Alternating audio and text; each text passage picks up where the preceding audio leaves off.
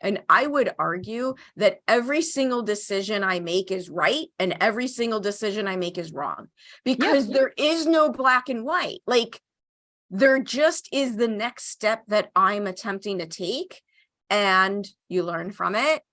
You take that information and you take one more step, and that step is part right and part wrong.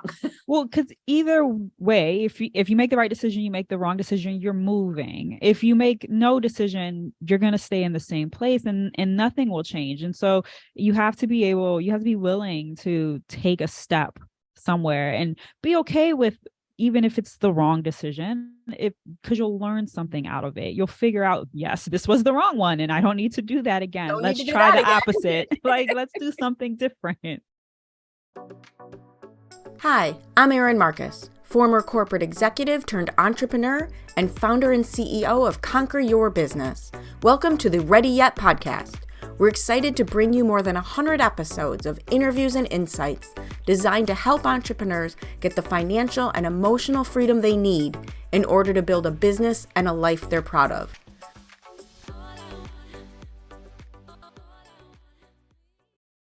Hello, and welcome to this episode of the Ready Yet podcast.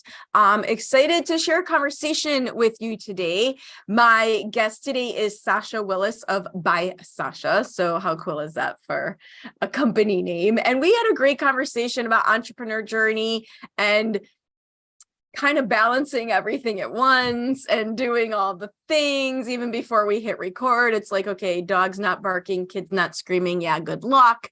So I can't wait to share more of this conversation with everybody else. But before we get into your journey, why don't you tell everybody who you are and a little bit about what it is that you do?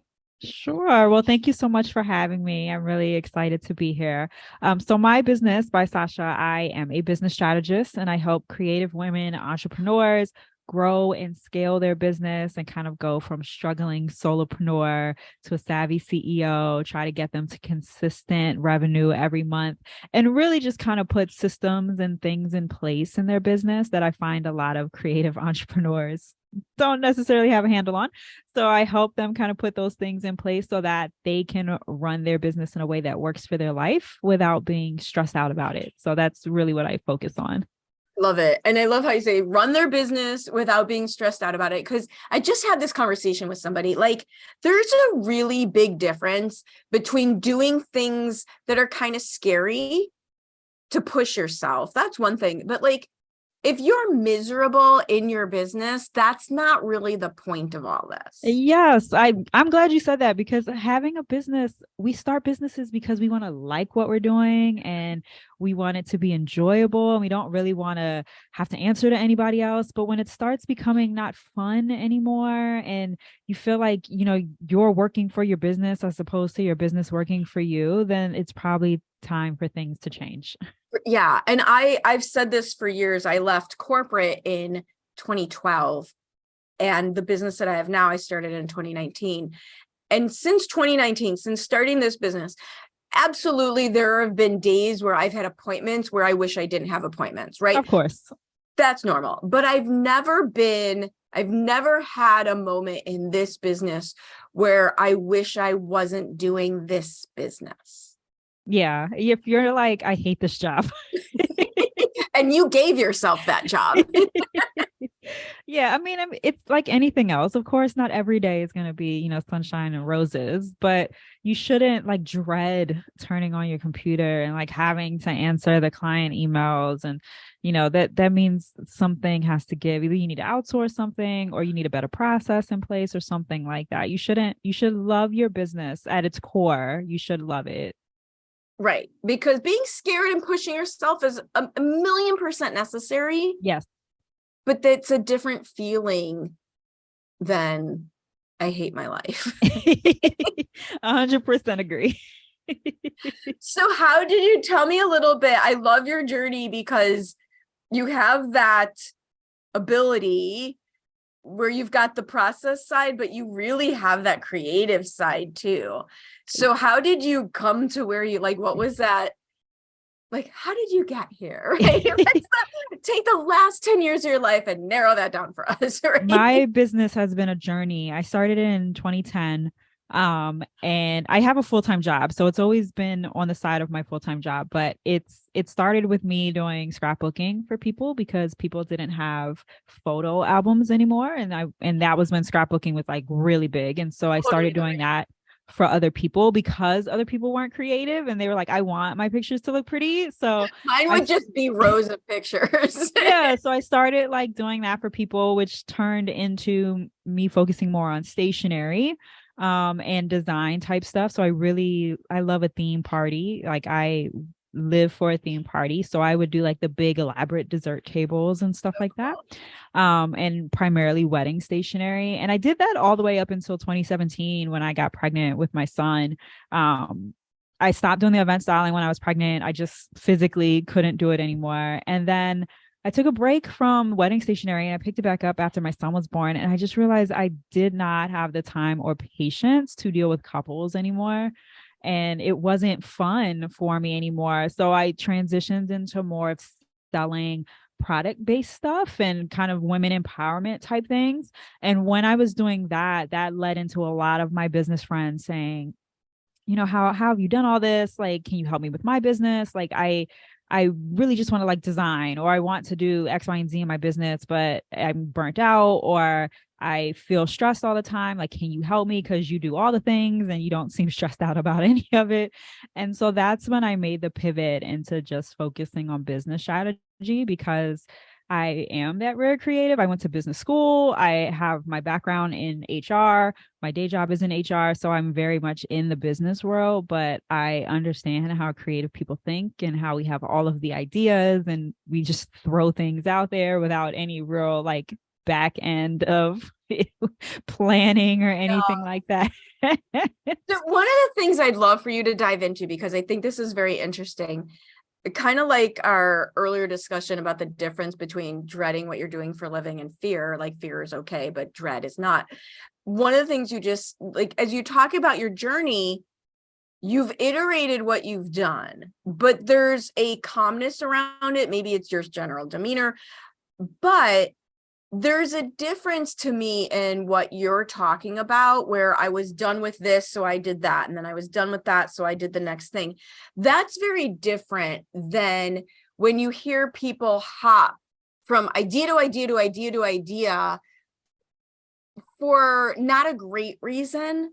Like they didn't actually try, or they considered a failure too soon. Like, how did you know the difference between I'm ready for my next iteration or I'm giving up too soon because of a not great reason to give up? Yeah, I don't think I gave up in any aspect of my business. It was very much I did each of them for years at a time. For me, making those pivots in my business, and I never changed the name of my business. I kept it the same, and just kind of made slight changes along the way. But for me, it was how my business fit into my life. And I, again, going, back to what I was saying earlier, my business is meant to kind of serve me and the lifestyle that I want to have. It's not meant to, cause me more stress or give me The more life things out of you. yeah, it's not meant to just add more to my plate. And so when I would get to a point where I would say to myself, I don't like doing this anymore. This doesn't seem to be fulfilling me, or it's not making me happy. And in some cases, like especially when I went from wedding stationery to selling products, it was one of my best years ever selling wedding stationery. I could have continued on that route and been just fine. I had made plenty of contacts in the industry. Like I was getting clients without really even having to ask. They would just bring them to me. I just didn't find it enjoyable anymore. I didn't like the last minute of having to make changes to people's escort cards and sending it off to a printer and things like that. And so that was this isn't serving my life anymore. And I need to switch to something that's better. Well, and I think one of the things that you've done, and maybe it's because you had the full-time job, but I would argue that's almost irrelevant. The safety net of the full-time job might have allowed you to make changes, but truthfully, those changes were in service to your business. Yeah, I mean, my job definitely gives me stability. I get a steady paycheck, so it does help. It's not as scary to make changes because I'm not as dependent on the income that comes in from my business. But for me, it's if I didn't, I just don't want to be in something that I don't like doing Right. anymore. And it's more, and that's like the point. Like if you just stick with what lights you up, but you got to do the work. Yes. You got to Yeah. do the work with what lights you up. Yeah, and in every iteration, I learned something from every iteration of my business. I took things from each part that worked and continued it on into the next part of my business, and the things that I realized that didn't work as well when I was doing it then. If I try it this way, maybe it'll work this time, or I don't need to do that again. So I learned things along the way that has only improved myself as a business owner because I've tried so many different things, and I'm not afraid to put something out there and do the work behind putting something out there to see, okay, what's the reaction going to be? How do people respond to this? And then decide whether or not it makes sense to continue doing that stuff. Being a business owner is a lot about risk. I mean, it's taking chances and figuring out what's going to work, what's not going to work, and then just constantly like leveling that. It's so true. And it's so timely. Again, this conversation that I had right before you and I started here was about how fear shows up as indecision. And fear shows up. One of the way fear shows up is indecision and being afraid to make the wrong decision. And I would argue that every single decision I make is right and every single decision I make is wrong because there is no black and white. Like, there just is the next step that I'm attempting to take, and you learn from it. You take that information and you take one more step, and that step is part right and part wrong. Well, because either way, if you make the right decision, you make the wrong decision, you're moving. If you make no decision, you're gonna stay in the same place, and nothing will change. And so you have to be willing to take a step somewhere and be okay with even if it's the wrong decision, because you'll learn something out of it. You'll figure out, yes, this was the wrong one, and I don't need to do that again. Don't need Let's to do try that the again. opposite. Like, let's do something different. Well, and removing that, and in the way you're speaking about it is without the emotional attachment to whether or not it was right or wrong. And that non-binary thinking is what works so well. Like, I don't interpret something as a success. I get excited when it works, but it's not like, ooh, that was the greatest success ever, because there's always room for improvement. Just like, okay, maybe some things were bigger failures than others, but I'm not equally unattached to those.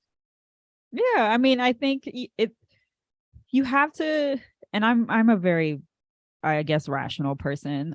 You have to be able to remove the fear from it, but you have to be able to remove kind of your thinking that either way is right or wrong, and that this is the best decision or this makes the most sense for me to do right now, because that helps, like I said, push your business forward. If you're always scared that you're going to do something wrong, it limits the things that you're willing to do because you think it's going to be the wrong choice. And I don't, like you said, I don't think there's anything inherently right or wrong about the decisions that we make. It's just a lesson that we're going to learn, and everything is going to teach us something about what we can do better or how we can improve or what not to do or how not to get an outcome. It's going to help us with something in some way. So if you go into it, like, even not even thinking like, oh, this is going to fail. But if you go into it like, okay, the best possible outcome I can get is X, Y, and Z. If that doesn't happen, then at the very least, I've learned something. Like, it's not something I did wrong. I didn't fail, but I've learned something. And now what do I do with that information?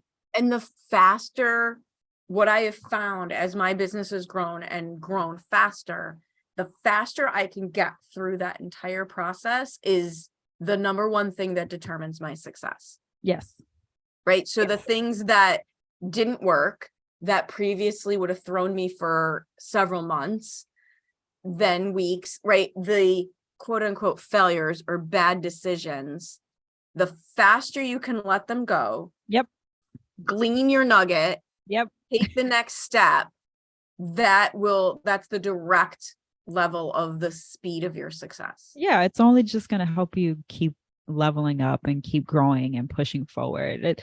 A lot of staying stagnant in business is because we're scared of making those choices and those decisions. And it's really about essentially picking a road and figuring out which way we're going.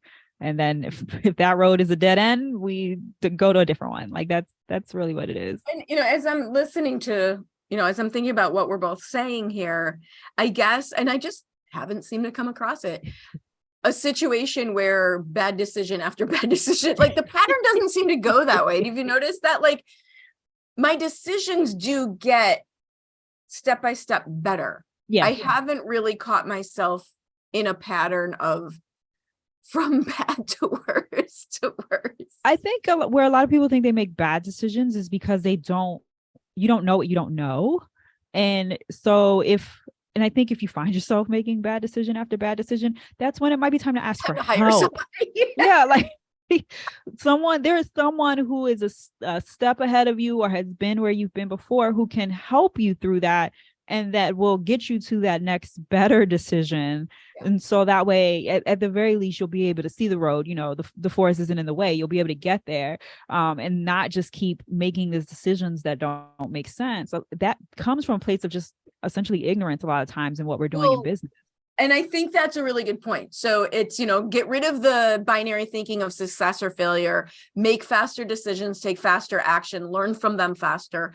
And truthfully, if you find yourself in a situation where you've now done a couple things in a row that got you the opposite effect of what you're looking for, find a person who knows how to do it and ask them. Yes. Yeah. And that's where people like me come in. Right? Me too, right? Love what you're learning here and interested in more?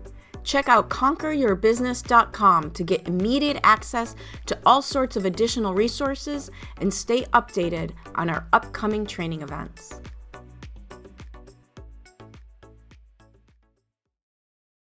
Well, and I do that in my own business, right? I do that in my own business. Find the person who has walked the path you want to walk and learn from their path. And I tell my clients this, it's something that I do.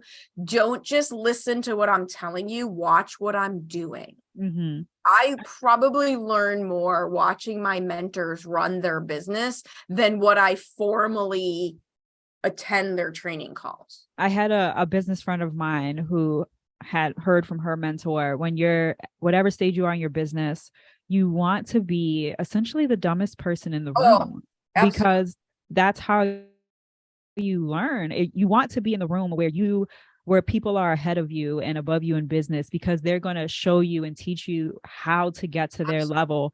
You don't want to be the smartest person in the room when it comes to your business. You know what I've learned also recently as I make my next steps forward, it's not just that they're going to show you the path. There's something about how you need to see yourself. And so my goal, my next year is my $1 million year. And so I have put myself in a room where it feels like, I'm guessing, but it feels like everyone's ahead of me, because truthfully, I want to know that a millionaire looks like me. Yeah. Right? Like, it's not just how to get there, but who it is. Yeah. These are regular, normal. They're not fancy people, because I'm not a fancy person, but in my head somewhere, I'm thinking millionaires are all fancy. And that's every stage. When you're first starting out, you're trying to get to that $5,000 that you get in your business. That first step, you're like, who's making this money? I don't know how to do that. And every step that you get, then you get like the 20K months and then the 30K. And as you keep moving up, you start realizing like, oh, these people live their lives just like me. Look at that. Everyone's just normal. Right? It's crazy how that sneaks in on us too.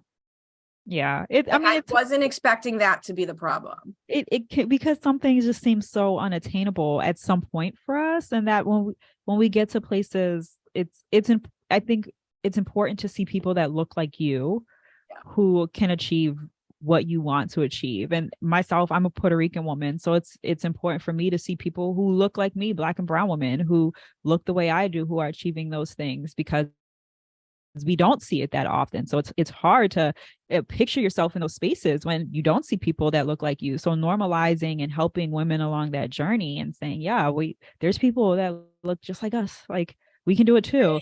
And and it just helps with that mindset aspect of it, of like, it it might seem hard, but other people have done it, so like I should be able to do it too.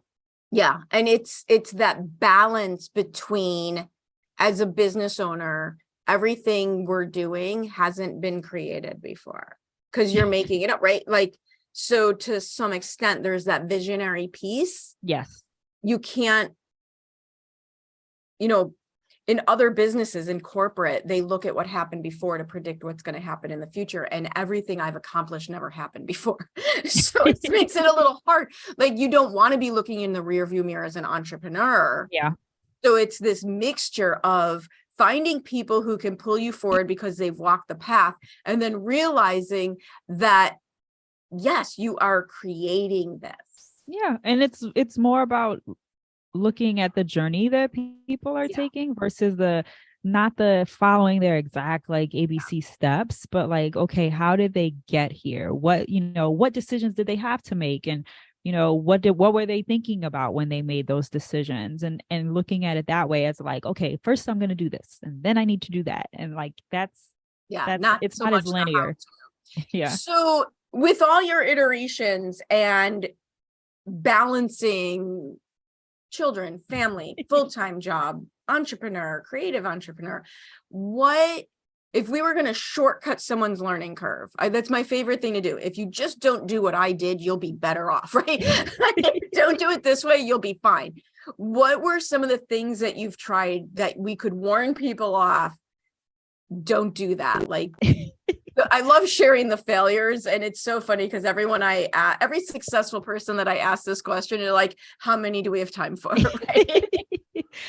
I spent a lot of money on my business in places I didn't need to spend money. And so if I had to do it again, I probably would have looked at things more in depth. I think the nature of any creative is that we just have shiny object syndrome. And if we're like, oh, that looks neat and that looks like it will work, I need that. It's spending money like that. And I will say, like, I wouldn't not do it again because, the money aspect of it, but I also know now, like, where I need to spend my money on certain things. And more of it was like on the people aspect of stuff than, hiring people to help me versus like buying physical things that I thought I needed for my business. And so I probably would have done that. And I think it's important, and this wasn't a mistake I made, but I think sticking to something long enough. There were definitely times, especially early in my business, I'm the first and only person in my family who has a business. And so, being scared of failure and being scared of like, this isn't going to work. And do I need to like change something right now to make it work? I was fortunate that I stuck through things long enough until they worked, but not letting go of something too quickly, I think, is a mistake a lot of people make. Especially now, they see, social media will make you think, and luckily I started my business before all this was a thing, but social media will make you think like you're supposed to be making 6-figure months in your first 6 months of business. Right? So I didn't have that pressure. I didn't see that. So luckily I didn't feel that imposter syndrome. I'm not there yet. But I think kind of censoring that out and not listening to that as much, because it will be discouraging. Like learning the difference. And for me, it feels physical in nature, but learning the difference between iterate quick, make your better decision, giving up too soon. Like, it sounds like we're asking people to do the impossible. We want you to iterate to stay ahead and make fast decisions, but don't give up too soon.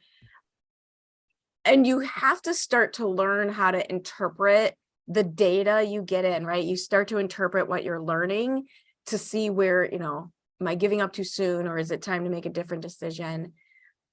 And I think it's really important to early on to decide if you truly want to have a business.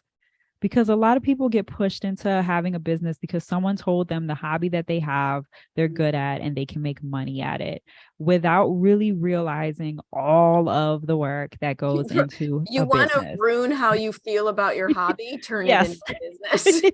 It's not so much fun anymore. A lot of people are just like, oh, people told me I should start selling this or I should start doing this because I'm good at it and I don't know what to charge and I don't know X, Y, and Z, but here's my business. I hope it works. And that's fine for like the first couple of months. But then if you want to get serious about it, then you need to make that decision early on that you're going to learn like what it means to be a business owner and how to do all of the back end things that business owners do. And, I say like, you put all your time and money and effort into doing the thing that your business does, but how much time, money, and effort have you put into learning how to run a business? Because they have nothing to do with each other. Yes.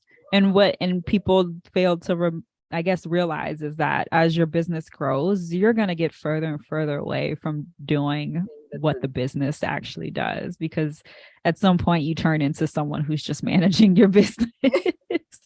Right. And for some of us, that is the goal. And for some people, that is the horror. Yeah. So, and my thing is you're absolutely allowed to have whatever version of business you want. You want a hobby business, you want a big corporate, whatever it is, as long as you choose instead of just letting it happen and feeling like you're just, what's your intention? What do you want? I have a friend who has a graphic design business and she only wants to design, and her graphic design agency is successful, and she hired a COO and she said, I'm going to hire them to take it over so I can just design. Like, this is still my business, but I just want to design. I don't want to deal with clients. I don't want to deal with like the onboarding, the offboarding, any of that. So she hired that piece out. Hire for the rest of it. 100 million. Yep. So if people want to continue this conversation with you, and I highly recommend that they do, what is the best way for them to get a hold of you? So you can find me on Instagram at Strategy by Sasha. My website is by-sasha.com. And then if you're on Facebook, I have a Facebook group for Strategy for Creatives. And it's a nice little community where I drop tidbits and have conversations and give advice and all of that good stuff. And I also have a podcast called Strategy for Creatives. Is the Strategy for Creatives your Facebook group? Yes. Great. That sounds like a fantastic place to be. Yes. Highly recommend. Awesome. Well, thank you for sharing your story and your insights and your smile and your positive energy, because I absolutely agree. Like, we didn't do this to be miserable. Hard is fine. Miserable is not. So thank you. And as always, great chatting with you. Thank you so much.